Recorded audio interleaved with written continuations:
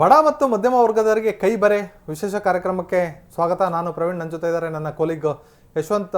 ಈಗ ರಾಜ್ಯ ಸರ್ಕಾರ ಲೋಕಸಭಾ ಚುನಾವಣೆ ಮುಗಿದ ಬೆನ್ನಲ್ಲೇ ಇದೀಗ ಡೀಸೆಲ್ 3.5 ರೂಪಾಯಿ ಮತ್ತು ಪೆಟ್ರೋಲ್ 3 ರೂಪಾಯಿ ಜಾಸ್ತಿ ಮಾಡಿರುವಂಥದ್ದು. ಸೊ ಇದರಿಂದ ಬಡ ಮತ್ತು ಮಧ್ಯಮ ವರ್ಗದವರ ಜೇಬರಿಗೆ ಕತ್ತರಿ ಹಾಕುವಂಥ ಒಂದು ಕೆಲಸವನ್ನು ಸಹ ರಾಜ್ಯ ಸರ್ಕಾರ ಮಾಡಿರುವಂಥದ್ದು. ಸೊ ಇದ್ರ ಬಗ್ಗೆ ದಾವಣಗೆರೆ ಜನರು ಏನು ಹೇಳ್ತಾರೆ ಕೇಳ್ಕೊಂಡು ಬರೋಣ ಬನ್ನಿ. ಮೇಡಮ್ ನಮಸ್ತೆ. ಈಗ ರಾಜ್ಯ ಸರ್ಕಾರ ಪೆಟ್ರೋಲು ಡೀಸೆಲ್ ದರ ಜಾಸ್ತಿ ಮಾಡಿದೆ, ಇದ್ರ ಬಗ್ಗೆ ಏನು ಹೇಳ್ತೀರಾ?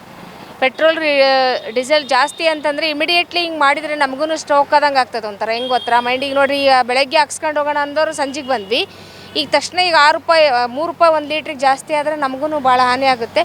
ಅದ್ರ ಬಗ್ಗೆ ಸ್ವಲ್ಪ ಎಲ್ಲ ಪ್ರಸ್ತಾಪ ಮಾಡಿ ಸ್ವಲ್ಪ ಅದ್ರದ್ದು ತಿಳಿಸ್ಬೇಕು ಅಂತ ನನ್ನ ಅಭಿಪ್ರಾಯ.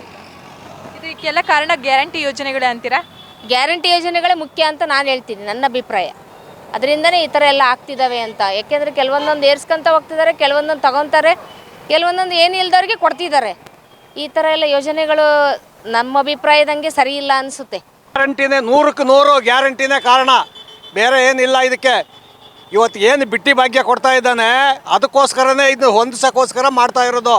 ಪ್ರತಿಯೊಂದರಲ್ಲೂ ಮನೆ ಕಂದಾಯ ಜಾಸ್ತಿ ಮಾಡಿದರು, ಸಬ್ ರಿಜಿಸ್ಟರ್ ಆಫೀಸ್ನಲ್ಲಿ ಜಾಸ್ತಿ ಮಾಡಿದರು, ನೀರಿನ ಟ್ಯಾಕ್ಸ್ ಜಾಸ್ತಿ ಮಾಡಿದರು. ಈ ಕಸ ಎತ್ಕೊಂಡು ಹೋಗ್ತಾರಲ್ಲ ಗಾಡಿಗೆ 300 ರೂಪಾಯಿ ಕೊಡ್ತೀವಿ, 360 ರೂಪಾಯಿ ಕೊಡ್ತಿದ್ವಿ ನಾವು, ಈಗ 900 ರೂಪಾಯಿ ಮಾಡಿದ್ದಾನೆ. ಪ್ರತಿಯೊಂದರಲ್ಲೂ ಜಾಸ್ತಿ ಮಾಡಿದ್ದಾನೆ. ಇದು ಯಾರಿಗೂ ಗೊತ್ತಾಗೋದಿಲ್ಲ.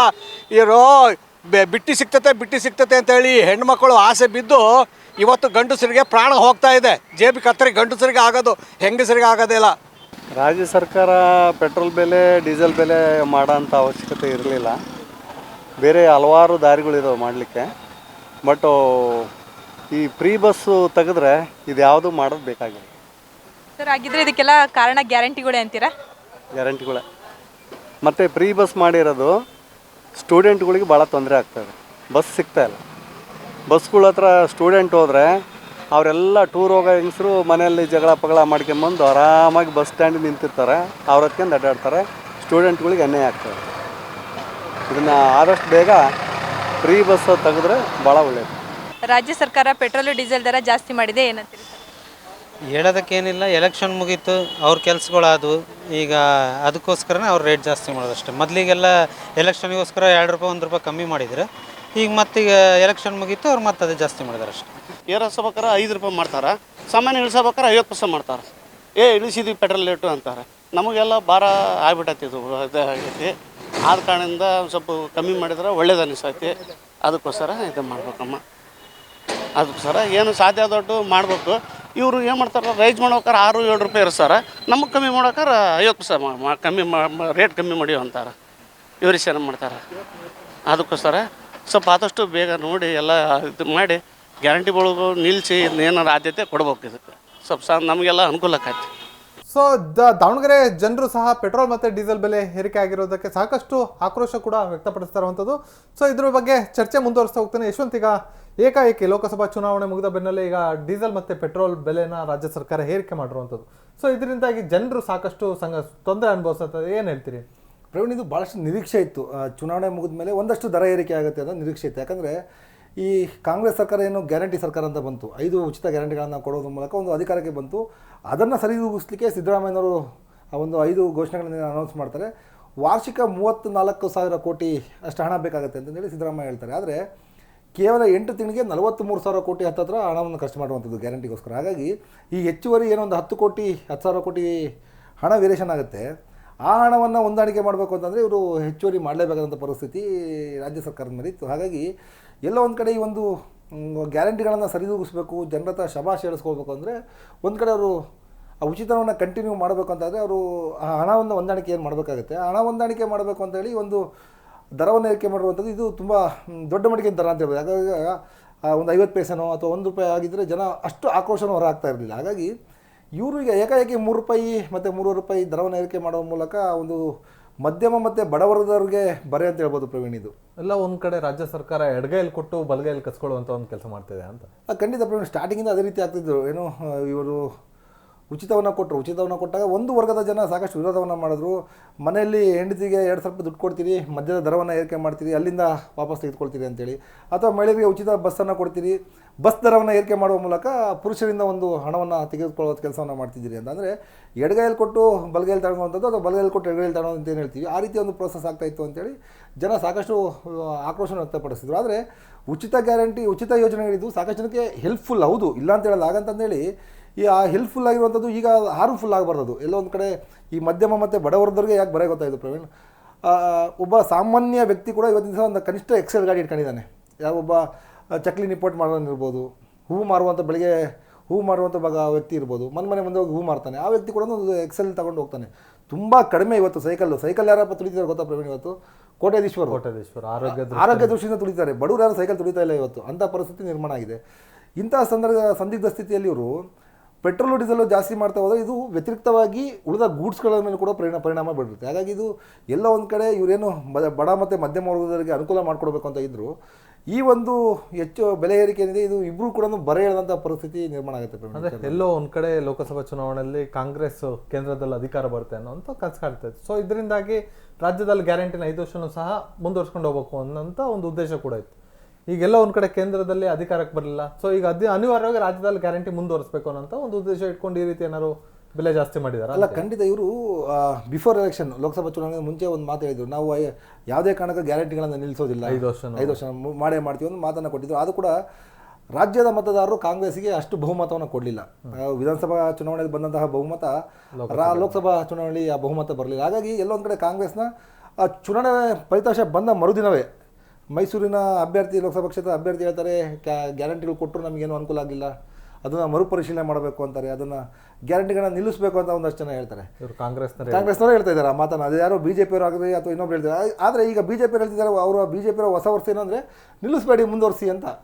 ಕೊಡುವಾಗ ಬೇಡ ಅಂತಿದ್ದರು, ಈಗ ನಿಲ್ಲಿಸಬೇಡಿ, ನೀವು ಮುಂದುವರಿಸಿ ಅಂತ. ಯಾಕಂದರೆ ಈ ಮೂಲಕ ಸಿದ್ದರಾಮಯ್ಯ ಅವರಿಗೆ ಒಂದು ಸಂಕಷ್ಟ ಬರಲಿ ಅಂತಂದೇಳಿ ಮಾಡ್ತಿರುವಂಥದ್ದು. ಆದರೆ ಸಿದ್ದರಾಮಯ್ಯನವರು ಈ ಒಂದು 5 ಗ್ಯಾರಂಟಿಗಳನ್ನು ಮುಂದುವರಿಸಬೇಕು, ಇನ್ನೂ 1 ವರ್ಷ 2 ವರ್ಷ ಮುಂದುವರಿಸಬೇಕು ಅಂದರೆ ಬೆಲೆ ಏರಿಕೆ ಅನಿವಾರ್ಯ. ಸೊ ನಾಟ್ ಓನ್ಲಿ ಪೆಟ್ರೋಲ್ ಆದರೆ ಡೀಸೆಲ್. ಮೊನ್ನೆ ಇಂಜಿನಿಯರಿಂಗ್ ವಿದ್ಯಾರ್ಥಿಗಳದ್ದು ಅವ್ರದ್ದು ಕೂಡ ದರ ಏರಿಕೆ ಮಾಡಿದ್ದಾರೆ. ಈಗ KSRTC ಬಸ್ ದರ ಏರಿಕೆ ಮಾಡ್ಬೇಕಂತ ಕೂಡ ಇದ್ದಾರೆ. ಸೊ ಹಾಗಾಗಿ ಪ್ರತಿಯೊಂದು ದರ ಏರಿಕೆ ಆಗ್ತಾ ಹೋದರೆ ಎಲ್ಲ ಒಂದು ಕಡೆ ಜನ ಈ ಒಂದು ಸರ್ಕಾರದ ವಿರುದ್ಧ ಆಕ್ರೋಶನ ಆಗ್ತಾರೆ. ನಾನು ಅದೇ ನೋಡ್ತಿದ್ವಿ ಪ್ರವೀಣ್, ವಿಡಿಯೋ ಜನ ಏನು ಹೇಳ್ತಾ ಇದ್ದಾರೆ ಅಂತೇಳಿ ಎಲ್ಲ ವರ್ಗದ ಜನ ಒಂದು ಆಕ್ರೋಶನ ವ್ಯಕ್ತಪಡಿಸ್ತಿರುವಂಥದ್ದು. ಸೊ ಈ ಒಂದು ಬೆಲೆ ಏರಿಕೆ ಇದೆ, ಬೆಲೆ ಏರಿಕೆ ಎಲ್ಲರೂ ಕೂಡ ಒಂದು ಸಮಸ್ಯೆಯಾಗಿ ಪರಿಣಾಮ ಆಗ್ಬೋದು ಪ್ರವೀಣ್. ಇದು ಅಂದರೆ ಇದು ಗ್ಯಾರಂಟಿ ಎಲ್ಲ ಒಂದು ಕಡೆ ಕಾಂಗ್ರೆಸ್ಗೆ ಹೊರ ಆಯಿತು. ಈಗ ಮುಂದಿನ ದಿನಗಳಲ್ಲಿ ಅದು ಶಾಪವಾದರೂ ಅಲ್ಲ, ಆಶ್ಚರ್ಯ ಪಡೋಂಗಿಲ್ಲ. ಯಾಕಂದರೆ ನಿಮಗೆ ಜನ ಎಲ್ಲವನ್ನೂ ಅಬ್ಸರ್ವ್ ಮಾಡ್ತಾರೆ. ಇವತ್ತಿನ ಜನ ಏನು ಗೊತ್ತಾ ನಿಮಗೆ, ತುಂಬ ಯಾರೋ AC ರೂಮಲ್ಲಿ ಕೂತ್ಕೊಂಡು ತುಂಬ ಸೊಫಿಸ್ಟಿಕೇಟೆಡ್ ಆಗಿರೋರು ಅಥವಾ ಕೋಟ್ಯಾಧೀಶ್ವರು ಆಲೋಚನೆ ಮಾಡೋದು ಬೇರೆ. ನೀವು ಇವತ್ತು ತುಂಬ ಗ್ರೌಂಡ್ ರಿಯಾಲಿಟಿ ಗೊತ್ತಾಗಬೇಕು ಅಂತಂದರೆ ಗ್ರಾಮೀಣ ಭಾಗಕ್ಕೆ ಹೋಗಬೇಕು.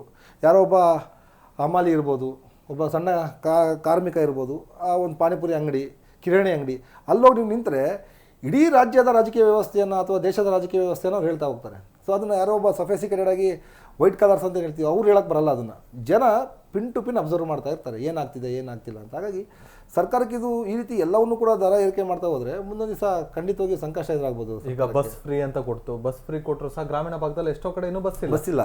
ಜೊತೆಗೆ ಇನ್ನೊಂದು ಕಡೆ ಗಂಡು ಮಕ್ಕಳಿಗೆ ಟಿಕೆಟ್ ರೇಟ್ ಜಾಸ್ತಿ ಆಯಿತು. ಸೊ ಈ ರೀತಿಯಾಗಿ ಒಂದು ಕಡೆ ಕೊಟ್ಟು ಒಂದು ಕಡೆ ಕಿದು ಅಂತ ಬಂದರೆ ಮುಂದಿನ ದಿನಗಳಲ್ಲಿ ಮಧ್ಯಮ ವರ್ಗದವರು ಬಡ ಜನರು ಯಾವ ರೀತಿ ಜೀವನ ಮಾಡಬೇಕು ಅಂತ. ಅದೇ ಪ್ರವೀಣ್, ಏನಂದರೆ ಈಗ ಸಿದ್ದರಾಮಯ್ಯನವರು ಸರ್ಕಾರಕ್ಕೆ ಅಧಿಕಾರಕ್ಕೆ ಬಂದಾಗ ಅವ್ರು ಹೇಳಿದ ಒಂದೇ ಮಾತು, ನಾನು ಬಡ ಮತ್ತು ಮಧ್ಯಮದ ವರ್ಗದ ಪರವಾಗಿದ್ದೀನಿ, ಸೊ ಅವ್ರಿಗೆ ಸಾಮಾಜಿಕ ನ್ಯಾಯವನ್ನು ಕೊಡ್ತೀನಿ, ಹಾಗಾಗಿ ನಾನು 5 ಗ್ಯಾರಂಟಿಗಳನ್ನು ಕೊಡ್ತಾ ಇದ್ದೀನಿ ಅಂತೇಳಿ. ಅಫ್ಕೋರ್ಸ್ ಅವತ್ತು ಗ್ಯಾರಂಟಿ ಬಂದಾಗ ಪರ ವಿರೋಧ ಎರಡೂ ಇತ್ತು. ನಂತರ ದಿನಗಳಲ್ಲಿ ಸಾಕಷ್ಟು ಜನ ಇಲ್ಲ, ಮಹಿಳೆಯರು ನನಗೆ 2,000 ರೂಪಾಯಿ ಬರ್ತಾಯಿದೆ, ನಾನು ಕೂಡಿಟ್ಟು ಯಾರೋ ಒಬ್ಬ ಮಹಿಳೆ ಕಣ್ಣಾಪರೇಷನ್ ಮಾಡಿಸ್ಕೊಂಡೆ ಅಂತ ಹೇಳಿದ್ರು, ಇನ್ನೊಬ್ರು ಕೂಡಿಟ್ಟು ಕಿವಿ ಓಲೆ ತಗೊಂಡು ಅಂತ ಹೇಳಿದ್ರು. ಸೊ ಅದು ಆಗ್ತಾ ಇಲ್ಲ ಅಂತ ಅಲ್ಲ, ಆದರೆ ಅದು ಎಷ್ಟರ ಮಟ್ಟಿಗೆ ಪರಿಣಾಮ ಆಗ್ತಾ ಇದೆ, ಎಷ್ಟು ಜನಕ್ಕೆ ಹೆಲ್ಪ್ ಆಗ್ತಾಯಿದೆ ಅನ್ನೋದು ಅದ್ರ ಬಗ್ಗೆ ಚರ್ಚೆ ಆಗಬೇಕು. ಆದರೆ ಈ ದರ ಏರಿಕೆ ಎಲ್ಲೋ ಒಂದು ಕಡೆ ಮತ್ತೆ ಎಗೇನ್ ಅವರನ್ನು ಬ್ಯಾಕ್ ಡ್ರಾಪ್ ಅಂದರೆ ಹಿಂದಕ್ಕೆ ತಗೊಂಡು ಹೋಗುವಂಥ ಒಂದು ಕೆಲಸ ಮಾಡ್ತಾ ಹೋಗುತ್ತೆ. ಈ 3 ರೂಪಾಯಿ ಏನಾಗಿದೆಯಲ್ಲ, ಇದು 3 ರೂಪಾಯಿ ಅಲ್ಲ, ಇದು ಪ್ರವೀಣ್. ಇದು ಆ್ಯಕ್ಚುಲಿ ಈ 3 ರೂಪಾಯಿ ಮಾಡೋ ಉದ್ದೇಶ ಏನಂತಂದರೆ ನಾಳೆ ಜನ ಆಕ್ರೋಶ ವ್ಯಕ್ತಪಡಿಸ್ತಾರೆ ಅನ್ನೋದು ಸರ್ಕಾರಕ್ಕೂ ಗೊತ್ತು. ಯಾರು ಆಡಳಿತ ವರ್ಗ ಇರುತ್ತೆ ಅವ್ರಿಗೆ 100% ಗೊತ್ತು, ನಾಳೆ ಜನ ಆಕ್ರೋಶ ವ್ಯಕ್ತಪಡಿಸ್ತಾರೆ, BJP ಇದನ್ನು ಹೋರಾಟದ ಅಸ್ತ್ರವಾಗಿ ತೆಗೆದುಕೊಳ್ಳುತ್ತೆ, ಜನ ವಿರೋಧ ಮಾಡ್ತಾರೆ. ಸೊ ಜನರನ್ನ ಮತ್ತೆ ತಣ್ಣಗೆ ಮಾಡ್ಬೇಕಂದ್ರೆ ಏನು ಮಾಡ್ತಾರೆ, 1 ರೂಪಾಯಿ ಅಥವಾ 1 ರೂಪಾಯಿ ಮತ್ತೆ ಕಡಿಮೆ ಮಾಡ್ತಾರೆ. ಸೊ ಅದು ಯೂಶ್ವಲಿ ಕೇಂದ್ರ ಸರ್ಕಾರ ಅದೇ ಕೆಲಸ ಮಾಡೋದು, 5 ರೂಪಾಯಿ ಜಾಸ್ತಿ ಮಾಡೋದು, ಅದರಲ್ಲಿ 2 ರೂಪಾಯಿ ಕಡಿಮೆ ಮಾಡೋದು. ಜನಕ್ಕೆ ಏನಾಗುತ್ತೆ ಅವಾಗ ಅಂದರೆ 2 ರೂಪಾಯಿ ಕಡಿಮೆ ಮಾಡಿಬಿಟ್ರಪ್ಪ, 1 ರೂಪಾಯಿ ಕಡಿಮೆ ಮಾಡಿಬಿಟ್ರಪ್ಪ ಅಂತ. ಈ ಒಂದು ಟ್ರಿಕ್ಕನ್ನು ಏನೋ ನಮ್ಮ ಇಂಡಿಯನ್ ಟೆಂಡೆನ್ಸಿ ಏನಿದೆ ಅಥವಾ ಮನುಷ್ಯನ ಒಂದು ಆಲೋಚನಾ ಲಹರಿ ಇದೆ, ಆ ಲಹರಿ ತಕ್ಕಂತೆ ಒಂದು ಆಡಳಿತ ವರ್ಗ ಆ ಒಂದು ಪ್ರಯತ್ನವನ್ನು ಮಾಡ್ತಾ ಇರುತ್ತೆ ಪ್ರವೀಣ್ ಯಾವಾಗಲೂ. ಅಂದರೆ ಎಲ್ಲೋ ಒಂದು ಕಡೆ ಈಗ ಮಧ್ಯಮ ವರ್ಗ ಮತ್ತು ಬಡ ಕುಟುಂಬಗಳು ಏನಿದೋ ಒಂದು ಟೈಮ್ ಟೇಬಲ್ ಮಾಡ್ಕೊಂಡಿರ್ತಾರೆ. ಅಂದರೆ ಅವ್ರ ಸಂಬಳ ಏನಿದೆ ಆ ಸಂಬಳಕ್ಕೆ ತಕ್ಕನ ಜೀವನ ಮಾಡ್ಕೊಂತ ಹೋಗ್ತಾ ಇರ್ತಾರೆ. ಅಂದರೆ ಅದರಲ್ಲಿ ಎಷ್ಟೋ ಒಂದಿಷ್ಟು ಕೂಡಿಡ್ತಾ ಇರೋದು. ಸೊ ಈ ರೀತಿಯಾಗಿ ಬೆಲೆ ಏರಿಕೆಗಳಾದರೆ ಅವ್ರ ಜೀವನ ನಿರ್ವಹಣೆ ಹೇಗೆ ಅಂತೇಳಿ. ಅಲ್ಲ, ಅದೇ ಹೇಳ್ತಿರೋದು ನಾನು ನಿಮ್ಗೆ. ಏನಂದರೆ ತುಂಬ ಜನಕ್ಕೆ ಎಫೆಕ್ಟ್ ಆಗಿದೆ ಅನ್ನೋದು. ಈಗ 1 ಲೀಟ್ರಿಗೆ 3 ರೂಪಾಯಿ ಜಾಸ್ತಿ ಆಯಿತು ಅಂತಂದರೆ ಈಗ ಯಾರೋ 10 ಲೀಟ್ರ್ ಹಾಕಿಸ್ಬೇಕು, ಅಲ್ಲಿಗೆ 30 ರೂಪಾಯಿ ಜಾಸ್ತಿ ಆಯಿತು. ನೀವು ಇಲ್ಲಿ ಇನ್ನೊಂದು ಯಾವುದೋ ಕೊಡೋಕ್ಕೋಸ್ಕರ ನೀವು ಇಲ್ಲಿ 30 ರೂಪಾಯಿ ಕೊಡಲೇಬೇಕಲ್ವ ನೀವು. ಹಾಗಾಗಿ ಜನ ಅದನ್ನು ಆಲೋಚನೆ ಮಾಡ್ತಾಯಿದ್ದಾರೆ. ಮೊದಲೆಲ್ಲ ಏನಾಗ್ತಿತ್ತು, ಜನ ಎಲ್ಲರೂ ಹೋಗ್ಬೇಕಂದ್ರೆ 93 ರೂಪಾಯಿ ಅಥವಾ 96 ರೂಪಾಯಿ 99 ರೂಪಾಯಿ ಕೊಡ್ಬೇಕಂದ್ರೆ ಯೋಚನೆ ಮಾಡ್ತಾಯಿದ್ವಿ. ಈಗ 104 ರೂಪಾಯಿ ಕೊಡಬೇಕು ಪೆಟ್ರೋಲಿಗೆ. ಕೊಡುವಂತ ಯೋಚನೆ ಮಾಡ್ತಾನೆ, ಹೆಂಗಪ್ಪ ಕೊಡೋಣ ಅಂತ. ಓಕೆ, ಬಸ್ಸಿಗೆ ಹೋಗೋಣ, ಏನು ವೆಹಿಕಲ್ ಬಿಟ್ಟು ಇಡೀ ಫ್ಯಾಮಿಲಿ ಇರುತ್ತೆ, ಫ್ಯಾಮಿಲಿ ಬಸ್ಸಿಗೆ ಹೋಗ್ಲಿಕ್ಕೆ ಆಗಲ್ಲ. ಅಥವಾ ಗಂಡು ಮಕ್ಳು ಯಾರೋ 4 ಜನ ಗಂಡು ಮಕ್ಕಳು ಬಸ್ಸಿಗೆ ಹೋಗ್ಬೇಕು, ಎಲ್ಲ ಫ್ರೀ ಬಸ್ಸು, ಮಹಿಳೆಯರು ತುಂಬ್ಕೊಂಡಿರ್ತಾರೆ, ಇವ್ರಿಗೆ ಹೋಗ್ಲಿಕ್ಕೆ ಆಗಲ್ಲ. ಒಂದಷ್ಟು ಬೇರೆ ಬೇರೆ ಪ್ರಾಬ್ಲಮ್ಗಳಿರ್ತವೆ. ಹಾಗಾಗಿ ಜನ ಇದನ್ನು ತುಂಬ ಕೂಲಂಕುಷವಾಗಿ ಒಂದು ಪರಿಶೀಲನೆ ಮಾಡ್ತಿದ್ದಾರೆ ಅಥವಾ ಒಂದು ವಿಚಾರವನ್ನು ಮಾಡ್ತಿದ್ದಾರೆ. ಈ ಒಂದು ರೇಟನ್ನು ಜಾಸ್ತಿ ಮಾಡಿದ್ದಾರೆ, 3 ರೂಪಾಯಿ. ಇದು ನಿಜ ಕೂಡ ಒಂದು ಕಡೆ ಶಾಕ್ ಕೊಟ್ಟಿರೋದು. ಮತ್ತು ಲೋಕಸಭಾ ಚುನಾವಣೆಯ ಫಲಿತಾಂಶ ಬಂದ ನಂತರ ಏನು ಸ್ಟೆಪ್ ತೊಗೊಂಡಿದ್ದಾರೆ, ಹೇಗೂ ಜನ ನಮಗೆ ಕೈ ಹಿಡಿದಿಲ್ಲ ಚುನಾವಣೆಯಲ್ಲಿ. ಜನಕ್ಕೆ ನಾವು ಎಷ್ಟೇ ಏನೇ ಒಳ್ಳೇದು ಮಾಡಿದ್ರು ಅಥವಾ ಕೆಟ್ಟದ್ದು ಮಾಡಿದ್ರು ಜನ ನಮ್ಮನ್ನು ಗಣನೆ ತೆಗೆದುಕೊಳ್ತಿಲ್ಲ. ತುಂಬ ಶಾರ್ಟ್ ಮೆಮೊರಿ ನಮ್ಮ ಜನಗಳದ್ದು. ಹೆಂಗೆ ಅಂದರೆ 1 ತಿಂಗಳು 2 ತಿಂಗಳಲ್ಲಿ ಮರ್ತೋಗ್ಬಿಡ್ತಾರೆ. ಸೊ ಮುಂದೆ ನೋಡೋಣ ಅನ್ನೋ ಒಂದು ಪರಿಸ್ಥಿತಿ ಕೂಡ ಸಿದ್ದರಾಮಯ್ಯ ಆ್ಯಂಡ್ ಕ್ಯಾಬಿನೆಟ್ಗೆ ಇರ್ಬೋದು ಪ್ರವೀಣ್. ಇದು ಅಲ್ಲ, ಈಗಿನ ಪರಿಸ್ಥಿತಿ ನೋಡಿದ್ರೆ ನಾನು ಹೇಳಿದೆ ಪ್ರವೀಣ್, ಸ್ಟಾರ್ಟಿಂಗ್ ಹೇಳ್ತಿದ್ದೆ ನಿಮಗೆ. ಸಿದ್ದರಾಮಯ್ಯ ಇದ್ದಿದ್ದು ಎಷ್ಟು ಅಂದರೆ 34,000 ಕೋಟಿ ಪ್ಲಾನ್ ಇದ್ದಿದ್ದು, 1 ವರ್ಷಕ್ಕೆ ಇಷ್ಟು ಖರ್ಚು ಮಾಡ್ಬೇಕಂತೇಳಿ. 8 ತಿಂಗಳಿಗೆ 43,000 ಕೋಟಿ ಆಗುತ್ತೆ ಅದು. ಸೊ ಹೆಚ್ಚುವರಿ ಖರ್ಚಾಗುತ್ತೆ.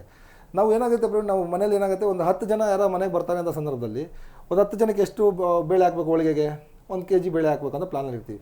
10 ಜನದಲ್ಲಿ ಯಾರೋ 1-2-3 ಜಾಸ್ತಿ ತಿನ್ಬೋದು, 1-2-3 ಕಡಿಮೆ ತಿನ್ಬೋದು, ಒಂದು ಪ್ಲ್ಯಾನ್ ಇರುತ್ತೆ ನಮ್ಮದು.